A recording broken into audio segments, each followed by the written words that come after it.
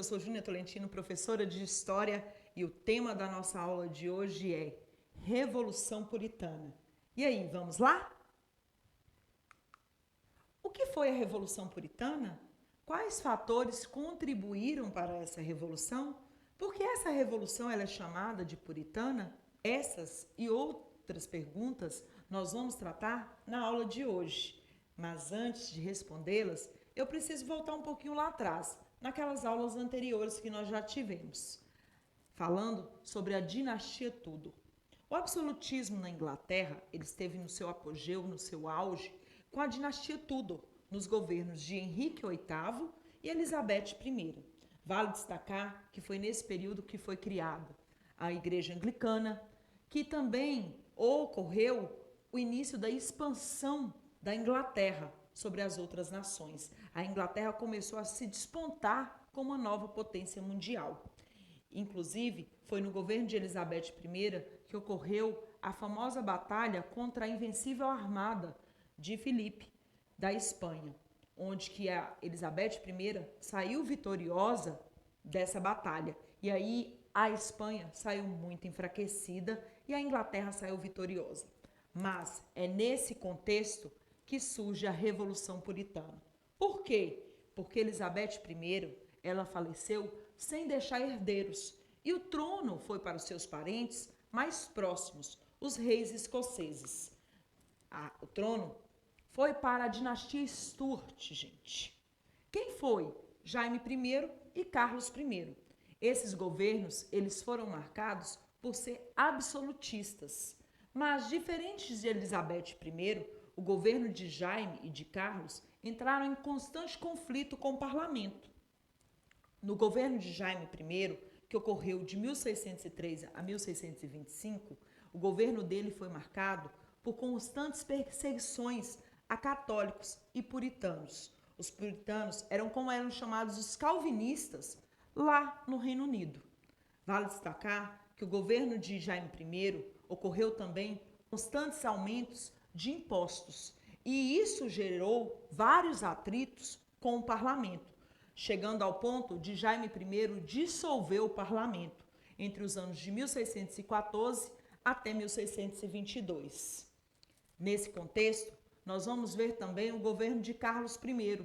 E foi durante o governo de Carlos I que vai iniciar a Revolução Puritana. O governo de Carlos I ele ocorreu entre os anos de 1625 até 1649 e também foi marcado por várias disputas com o parlamento, ocorrendo verdadeiras disputas intensas com o parlamento, principalmente porque o rei adotava posturas absolutistas e constantes perseguições religiosas também. Isso gerava um atrito tremendo com o parlamento. E o ápice da Revolução, para o início da Revolução, foi o quê? O aumento de impostos e, novamente, o fechamento do parlamento.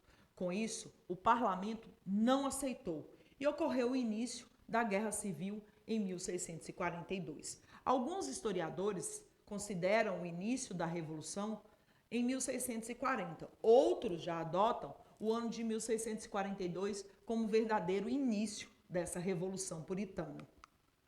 A Guerra Civil, ela envolveu as tropas reais contra as tropas do parlamento inglês.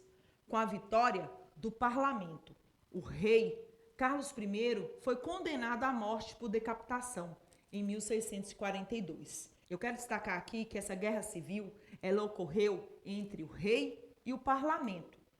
As tropas leais ao rei eram formadas por cavaleiros, os anglicanos e os católicos, os partidários do absolutismo e a nobreza feudal.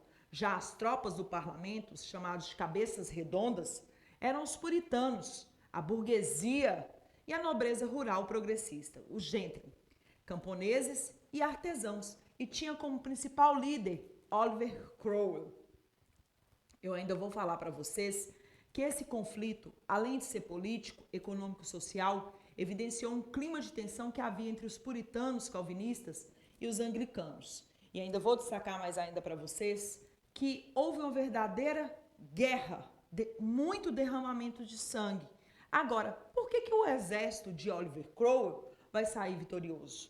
Gente, Oliver Cromwell, ele organizou um exército chamado também de Novo Exército, onde as pessoas ascendiam as suas patentes por mérito, por merecimento.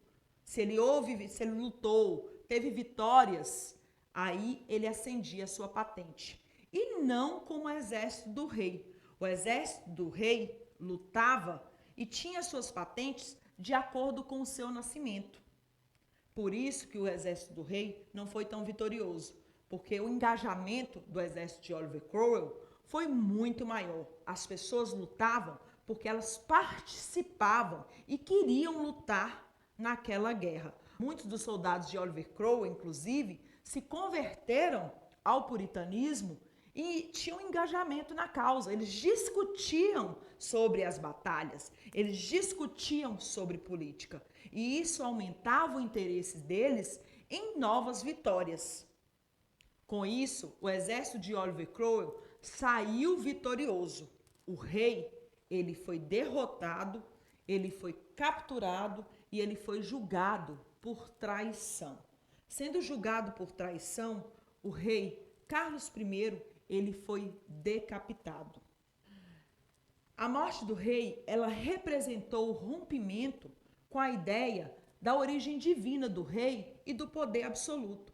Com isso, marcou o fim do absolutismo na Inglaterra. Mas nós vamos ver com a Revolução Gloriosa que os reis Stuart, eles vão tentar implantar novamente o absolutismo, o que não deu certo. Oliver Cromwell, quando ele assumiu o governo em 1649 a 1658, teve início a chamada República Puritana. E é um tema que nós vamos ver na nossa próxima aula. Então, até lá. Tchau!